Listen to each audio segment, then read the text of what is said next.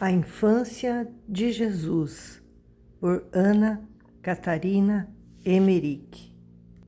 Capítulo 11. A chegada dos Reis Magos, 25 de novembro. Já contei como é que o nascimento de Jesus Cristo foi anunciado aos 3 Reis Magos no próprio dia de Natal. Vi Mensor e Sair. O segundo estava na terra do primeiro e juntos observavam os astros do céu. Haviam terminado os preparativos para a viagem e do alto da torre, em forma de pirâmide, fixavam mais uma vez a estrela de Jacó, quando esta pareceu tomar maior volume, vendo-se ao meio dela uma virgem com um menino resplandecente de luz. Vi também surgir ao lado da Virgem um ramo com uma torre na extremidade, em forma de flor, que dentro em pouco se transformou numa cidade formosa. A seguir a estas manifestações, ambos se puseram a caminho. Teuqueno, o terceiro dos reis, viu iguais manifestações.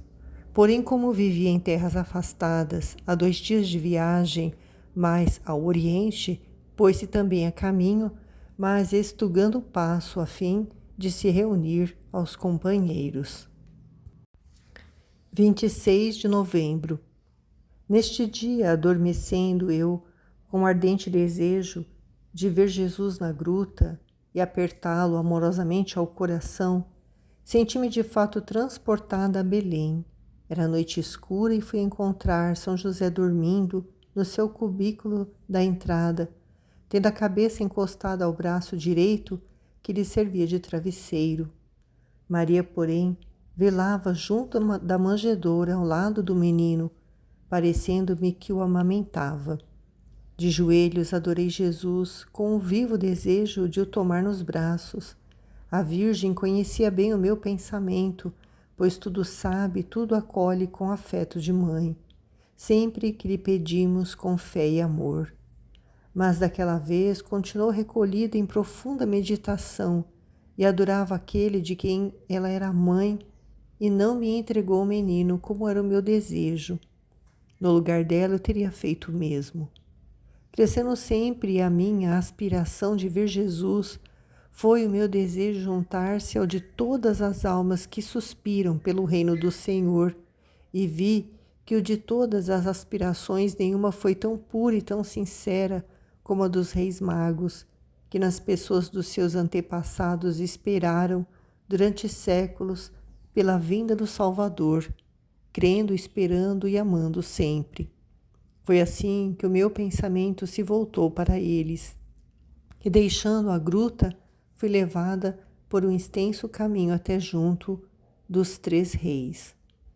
No trajeto que segui, pude ver terras muito variadas, com os seus habitantes, costumes e usos. A primeira região era quase estéril e arenosa. Todavia, vi que no sopé de uns montes haviam grupos de famílias que viviam em cabanas de ramagem. Na encosta da montanha, viam-se cavidades em forma de grutas e nelas é que dormiam. A cabana servia de abrigo para a entrada. No meio da vegetação, que era rara, encontrei umas plantações de arbustos com fruto, de que saía uma espécie de lã branca. Os habitantes alimentavam-se de carne crua, especialmente de aves, e pareceram-me ainda muito selvagens. Entregavam-se frequentemente ao banditismo e vi que adoravam os ídolos colocados no pino das árvores. Eram os homens pequenos, de estatura, encorpados, de cor bronzeada e cabelo quase ruivo. Não vi entre eles animais domésticos nem rebanhos. Sendo de pequena estatura e encorpados, pareceram-me lestos e ativos. Das árvores já referidas, colhi uma espécie de lã branca por eles fiada, com que teciam mantas. Terminado o fabrico de certa quantidade, carregavam com elas a cabeça até a cidade mais próxima, onde as vendiam. Observei também que alguns ídolos tinham feitio de touros, guarnecidos de pontas e boca larga. Era pelo fogo, acesso no bojo, que destruíam as oferendas distribuídas pelas cavidades dorsais do animal. Além desse ídolo principal, quase escondido por um conjunto de árvores, vi outros figurando aves, dragões e serpentes enroladas, além de um com forma de cão de 3 cabeças. Ao principiar esta viagem, tive a sensação de que à direita deixava uma grande extensão de água que se ia afastando de mim. Finda a região dos homens baixos e de cor bronzeada, o caminho tornou-se mais íngreme, chegando finalmente a um planalto de areia de mistura com pedregulho negro, semelhante a fragmentos de potes calcinados. Finda a montanha de areia, apareceu à vista um terreno de cultivo com árvores em linha. As folhas eram grandes e a casca tinha um aspecto de pele de peixe. Outras, porém, com folhagem verde e amarela, apresentavam um aspecto de pirâmide e ofereciam à vista grandes e lindas flores. Vi outras ainda com folhagem macia e feitio de coração. Os terrenos a seguir eram todos de pastagens e estendiam-se recortados de colinas muito além da colina do horizonte. Abundavam os rebanhos e vi que nas encostas se cultivavam vinhas dispostas também em linhas regulares.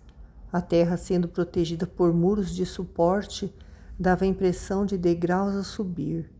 Os habitantes viviam em tendas fabricadas pelos homens daquela região que há pouco descrevi. Ao centro do povoado principal encontrava-se o tabernáculo maior e, em volta dele, as tendas mais pequenas. A porta de entrada resumia-se para todas numa caniçada de varas entrelaçadas. Os rebanhos pastavam à vontade, agrupados segundo cada espécie. Vi, entre outros, grandes e formosos carneiros, cobertos de tufos de lã, a descer até o sul, ferindo-me particularmente a atenção a cauda lanuda e de grandes dimensões. Não faltavam variedades de antílopes, dotados de grande agilidade, com chifres semelhantes aos do bode, mas mais elevados em estatura. Lá pastavam também camelos de 1 e 2 corcovas e outros animais semelhantes a cavalos que também viviam em liberdade. À parte, mas no recinto fechado, vi também elefantes brancos e mestiços. Eram tratados separadamente, pois usavam-nos para trabalhos domésticos. As visões em que me foram presentes, os quadros da viagem que referi, sofreram algumas interrupções, devido a ter-me sido chamada a atenção para outros fatos. Tanto os rebanhos como as pastagens dessa região pareceu-me que eram pertença de um dos reis magos, então em viagem.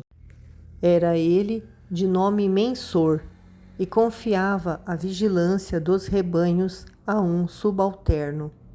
A ele estavam subordinados os pastores, que de tempos em tempos ali compareciam para se fazer a contagem das cabeças de gado. Vi os pastores trazendo samarra até o joelho. O maioral apresentava-se vestido de manto comprido. A fiscalização efetuava-se à porta da tenda maior, passando-lhe pela frente e em linha todos os rebanhos confiados à guarda dos subalternos.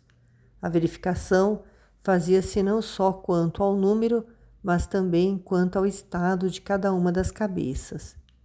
Vi também que os encarregados da fiscalização escreviam as notas e observações em placas cobertas de uma substância mole. Assim, os nossos bispos examinassem com igual cuidado os rebanhos confiados aos pastores, seus subalternos. Quando, a seguir a primeira interrupção, voltei a este lugar de pastagens, era já noite e o silêncio completo. Nem o balido de um cordeiro, nem o menor sinal de voz humana. Os pastores dormiam sono profundo ao abrigo das tendas que à noite armavam ao lado dos rebanhos. Só alguns deles, escalonados pela noite fora, velavam caminhando a passo lento em volta das paliçadas que protegiam cada espécie de cabeça de gado. Quando, ao olhar para esta multidão de rebanhos, me lembrei que eram pertença de uns homens que, fitando a imensa extensão dos céus e obedecendo ao seu Criador, partiram dali, no seguimento de uma estrela. Ao meu espírito surgiu vivo este pensamento: como deve ser agradável ao Senhor a obediência desses homens, mais fiéis e prontos em seguir a voz do alto do que os próprios rebanhos na obediência aos pastores da terra. E vendo que os homens encarregados da vigilância durante a noite olhavam mais para as estrelas do céu do que para a multidão dos rebanhos, fazia comigo esta reflexão: certamente que devem ter razão quando fitam o brilho das estrelas. Durante séculos, os seus avós igualmente as fitaram sem desânimo, esperando a toda hora a vinda do Salvador. A semelhança do bom pastor, que dia e noite anda à procura da ovelha desgarrada e não repousa enquanto a não trouxer ao aprisco. Da mesma maneira, o Pai Celeste, o verdadeiro pastor desses rebanhos de estrelas que não tem conta, encaminha as almas, dirigindo-as pelas vias da eterna salvação. O homem a quem Deus concedeu poder sobre todos os seres criados pecou, amaldiçoada a terra em castigo do pecado. De novo o Criador se abaixou para o levantar da queda, com o mesmo carinho com que o pastor levanta a ovelha caída. Do alto dos céus, enviou à terra o seu próprio Filho, que, feito homem, tomou sobre si os estragos do pecado. À semelhança de um cordeiro sacrificado como vítima no altar, assim o Filho de Deus tomou os nossos pecados, satisfazendo em nosso lugar a justiça divina. A grande promessa da vinda do Redentor ao mundo acabava de se cumprir nas terras da Judéia, e para o adorar é que na noite finda para lá tinham seguido os reis desta imensa região. E como fossem guiados por uma estrela, os pastores da noite continuavam fitando os céus com mais atenção do que os rebanhos adormecidos a seus pés. Estava ainda com o espírito absorvido nessas considerações, quando senti aproximar-se dos rebanhos o tropel de uma caravana vinda de longe. Cortado o silêncio da noite por aquela cavalgada imprevista, dentro de poucos momentos estavam de pé os pastores adormecidos. Acordados pelo ruído, começavam a ouvir-se os balidos dos cordeirinhos assustados, ao mesmo tempo que os dromedários alongavam os pescoços, esguios na direção do cortejo que se avizinhava. Conhecedores do terreno, pararam junto da tenda principal e, apontando com a mão para os astros, falavam de uma nova estrela que agora se lhes escondera da vista. Eu mesma deixei neste momento de a ver. Era o cortejo de Teuqueno, o mais afastado dos 3 reis, que, guiado pela estrela, perguntava por Mensor e Sair, e for informado da partida e do avanço que sobre ele os 2 levavam, de novo retomou o caminho na esperança de os alcançar na viagem. O lugar onde a caravana estacara era o mesmo onde os 3 costumavam reunir-se e juntos fazer as suas observações no cimo da torre maior que se erguia no cimo de uma colina das vizinhanças. Teuqueno, sendo o que viera de mais longe, ocupava uma região para lá daquela onde viveu Abraão. Nos intervalos da visão relativa à planície das pastagens, outros quadros tive presentes de fatos passados longe dali. Num deles, vi a montanha para onde Abraão subiu a fim de sacrificar o seu filho Isaque. No outro, vi Agar e Ismael no deserto. Abraão morava num lugar situado numa elevação de terreno. Aí é que foi a sua primeira residência. Porém, as terras que eram pertença dos 3 reis estendiam-se em volta, mas na planície. O que vi relativamente a Agar e Ismael foi o seguinte: a um dos lados da montanha de Abraão, vi a mãe de Ismael, errante no meio de arbustos do deserto. Ismael, que vestia uma túnica comprida, era criança ainda, e Agar ia coberta de um manto que lhe envolvia a cabeça e parecia dominada pelo desvairamento, quase louca. Encostando o menino à sombra de uma árvore, marcou no alto do braço direito e esquerdo com sinais de uma cor que me pareceu rubra. Igualmente o marcou na testa, mas esse sinal não lhe cheguei a ver. Os sinais assemelhavam-se a uma cruz, mas não a cruz normal. Aproximavam-se antes da cruz de Malta, tendo ao meio um círculo, donde partiam os 4 triângulos que a constituíam. Afastando-se Agar no sentido do deserto, ouviu do alto uma voz, que lhe mostrou uma nascente de água. Enchendo nela um odre, voltou para matar a sede do filho que ficara ao abrigo das árvores. Na noite de 27 para 28 de novembro, vi a caravana de Teuqueno fazer junção com as de Mensor e sair. Quando os 2 cortejos se encontraram, começava a clarear o dia. Ao lado, viam-se os restos de uma antiga cidade que foi populosa e de que restavam velhos panos de muralhas em ruínas e portadas em tempo defendidas por torreões de forma retangular, mas quase desmoronadas. De pé, ficaram ainda na cidade 2 grandes linhas de colunas de proporções agigantadas e várias estátuas formosas e elegantes, não com aquela dureza vertical das do Egito, mas de formas maleáveis, dando a quem as vê a impressão de vida. A região em volta é arenosa e por vezes coberta de rochedos. Nas ruínas da cidade abandonada viviam os homens armados de lanças e com feitio de bandidos. Eram baixos de estatura, bronzeados na cor e espadaúdos, mas ágeis nos movimentos. Estes homens parece-me tê-los encontrado já nas viagens que em espírito fiz ou à montanha dos profetas ou às margens do rio Ganges.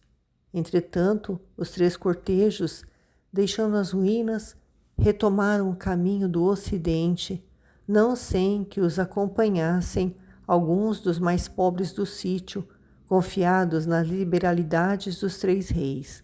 A marcha durou cerca de meio-dia, até que acamparam de novo.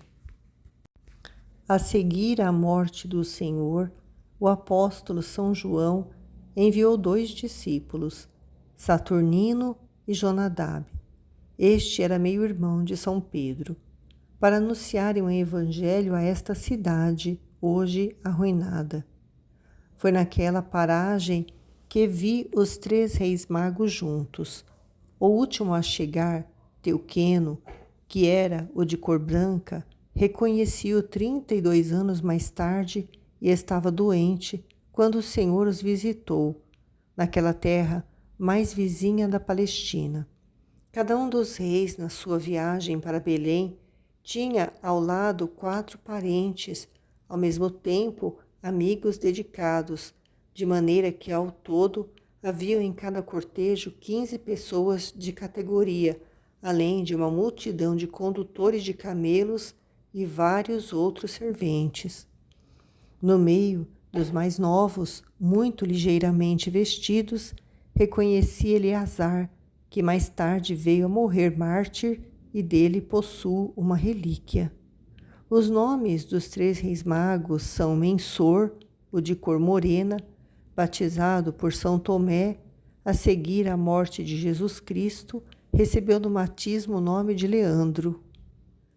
Teuqueno, de cor branca, o que estava doente quando Jesus o visitou. Esse recebeu no batismo o nome de Leão.